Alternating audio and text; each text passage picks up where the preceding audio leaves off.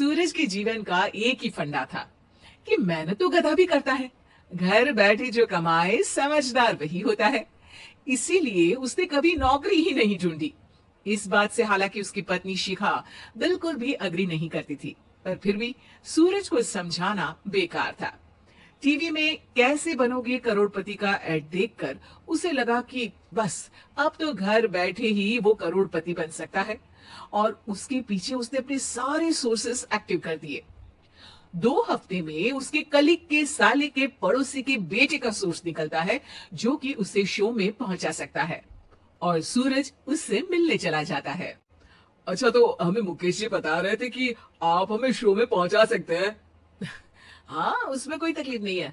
मैं कल अगर कोशिश करूं तो इसी महीने में आपका नंबर आ जाएगा। अरे ये तो बहुत बढ़िया हो गया। अच्छा, वो सिलेबस और क्वेश्चन पेपर का कोई जुगाड़ है क्या? हैं? उसका तो कोई जुगाड़ नहीं है। तो वो वाकई में कुछ भी पूछ सकते हैं? हाँ, वो तो बच्चन जी पर है, जो पढ़ते हैं वो पूछ लेते हैं। पहली कोशिश फेल होने पर अब सूरज के सामने एक बहुत बड़ा सवाल था कि आखिर जवाब कहां से लाए। तब शिखा ने एक सजेशन दिया, क्यों ना सूरज अपने चचेरे भाई सुमित से मदद मांगे, जो कि यूपीएससी की तैयारी कर रहा था। हालांकि इतनी मेहनत करना सूरज को समझ में नहीं आता था, पर कोई और रास्ता ना मिलने पर वो आखिर सुमित से बात करता है। अरे सुमित, हमारा कैसे बनोगे करोड़पति के लिए सिलेक्शन होने वाला है। तुम हमें थोड़े चिट बनाने में मदद करोगे क्या? अरे भैया, चिट बनाए तो सालों हो गए, उसमें हमारा एक्सपर्टीज नहीं है। बल्कि आप बोलो तो हम आपकी पढ़ने में जरूर मदद कर सकते हैं। हट, कैसी अनाप शराब बातें कर रहा है तू। सूरज ने सुमित को मना तो कर दिया था, पर तैयारी करने के सिवाय कोई चारा उसे दिख भी नहीं रहा था। खासकर जब 12 के पेपर लीक करने के एक्सपर्ट शुक्ला जो भी हाथ जोड़ लेते हैं। आखिर सूरज को सुमित के पास जाना ही पड़ा, और उसने सुमित और शिखा से वादा किया कि वो बहुत मेहनत करेगा। 1 महीने की तैयारी के बाद फाइनल हुआ कि शो से 1 हफ्ते पहले एक ट्रायल खेला जाएगा, जहां पर सारे रिश्तेदार ऑडियंस की जगह पर होंगे और शिखा सवाल पूछेगी। दूर दराज से भी रिश्तेदार आकर हाजिर हो गए देखने कि आखिर कैसे बनेगा सुमित करोड़पति। सब कुछ सेट था, और इतने में सूरज आकर अपना स्पीच देता है। ये 1 महीना मेरे लिए आसान नहीं था, पर अपने भाई सुमित और अपनी पत्नी शिखा की मदद से मैं इतनी दूर पहुंच पाया हूँ। मेरे मम्मी पापा के आशीर्वाद ने भी बहुत साथ दिया है मेरा। मैं उम्मीद करता हूँ कि आज के शो में आप लोगों को बहुत मजा आएगा। साक्षी पहला सवाल पूछती है, और पूरे कमरे में सन्नाटा छा जाता है। इंडिया में कितने स्टेट्स हैं? 3, सॉलिड, लिक्विड और गैस। अरे रुकिए, तो ऑप्शंस तो देने दीजिए। इतने में 5वीं कक्षा का चिंटू बोल उठता है। अरे क्या मामा, आप तो पहले सवाल पर ही आउट हो गए। अरे बेटा, पहला सवाल तो ट्रायल होता है ना। अरे तुम अब देखना। देखने जैसी बात तो थी ही। सूरज को इतना शांत किसी ने नहीं देखा था। कभी कभी तो लगता था मानो सूरज आंख खोलकर ही सो गया हो।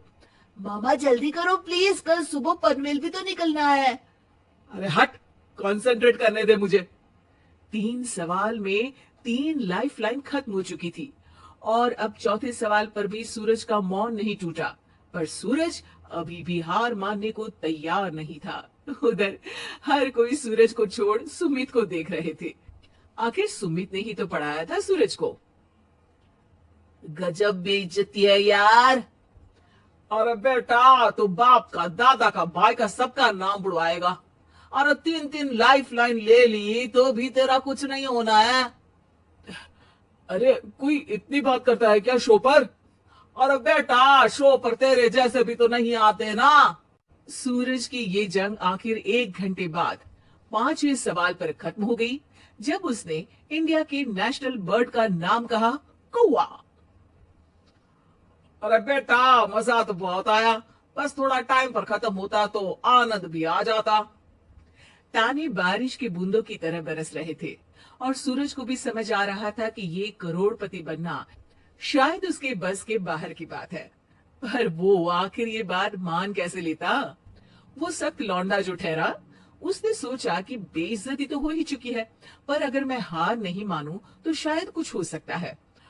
शिखा तुम देखना, असली शो में आग लगा दूंगा, आग, करोड़पति बनूंगा मैं। हाँ, सब्जियां खत्म हो गई है घर पे, ले आओ, पहले पति बन जाओ फिर करोड़पति बनना। अरे गजब बेइज्जती है यार। बेटा अभी तो घर पर ही हुई है, 1 हफ्ते में तो तुम देश के सामने करवा कर आओगे।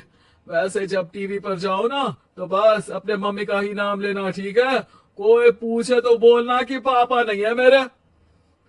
अरे पढ़ाई की, पेपर निकलवाए, इतने सारे लोगों को खाना खिलवाया, क्या फर्क पड़ा? इसीलिए मैं कहता हूँ कि मेहनत तो गधा भी करता है, घर बैठे जो कमाए वही सिकंदर। लेकिन मामा, गधे भी जानते हैं कि हमारा राष्ट्रीय पक्षी मोर है।